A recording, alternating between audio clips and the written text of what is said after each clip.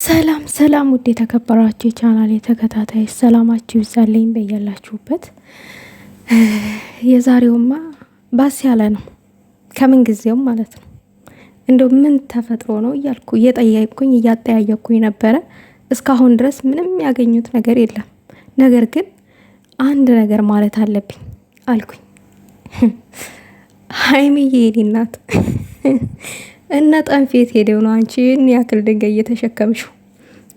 የኔ እናት አጠሪያቸው አታሰልፊያቸው። እንደውም ምን እንዳሰብኩኝ ታውቃላችሁ ውዶቼ? ይሄንን ድንጋይ ሀይሚ ተሸክማ ሳይ እነዛ ስም አጥፊ እነሃና እነዛፍ ተብዮቹ እነሱን ነበር አሸክሞ ይሄንን 3 ጊዜ ብድግ ቁጭ ስፖርት ማሰራት አልኩኝ። ግፍ ነው ወይ እንዳትሉኝ፣ ምንም ግፍ የለውም። ይሄ ምንም ግፍ አይደለም፣ እውነተኛ ነገር ነው። ሀይሚ ግን ልጁን ምን ልታረጊው ነው በዚህ ድንጋይ? ኧረ እኛ እንፈልግሻለን አንቺን። ባይሆን የተፈጠረው ነገር ይፈጠር። በይ ደግሞ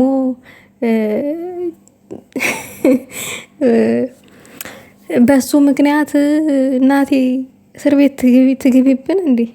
ባይሆን የተፈጠረውን ነገር ችግሩን እኛ እንፈታለን እንጂ ችግሩን ለመፍታት እኛ እንሞክራለን እንጂ ድንጋይ ለማንሳት ይሄን ያክል ከባድ ነገር አታንሽ። ጥሩ አይደለም። አዎ ቀዳማዊት አድርጎ ብሩኬ ንግስቱ አድርጎ እንዲያነግስሽ የወደፊት የአራት ልጆች እናት ከነ ምናምን በክብር መቆየት አለብሽ። እንደዛ ነገር ማለት ነው ውዶቼ። ገብቷችኋል? መቼስ ገብቷችኋል። የማይገባችሁ ነገር የለም። ትረዳላችሁ እያወራሁት ያሉት ምን እንደሆነ። ለማንኛውም ዳኒ ማን በሚባል ዩቲዩብ ቻናል ነው የመጡት ዛሬ። በዛ ቤት ውስጥ ምን ተፈጥሮ እንደሆነ አላቅም።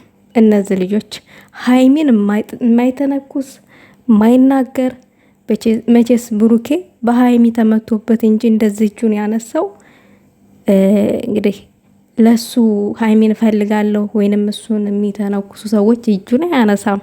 ንቆ ነው ዝም የሚለው። በእሱ የመጣ ግን ገደልም ተይዘን እንገባለን ነው የሚለው።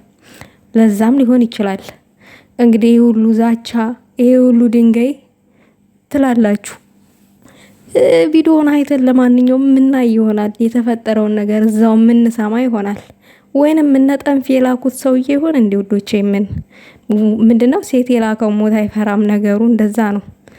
እንደዛም ከሆነ ችግር የለውም። እስቲ ወይም ቤተሰብ ሊሆን ይችላል፣ አይታወቅም ምን እንደሆነ። ለማንኛውም አብረን የምናየው ይሆናል።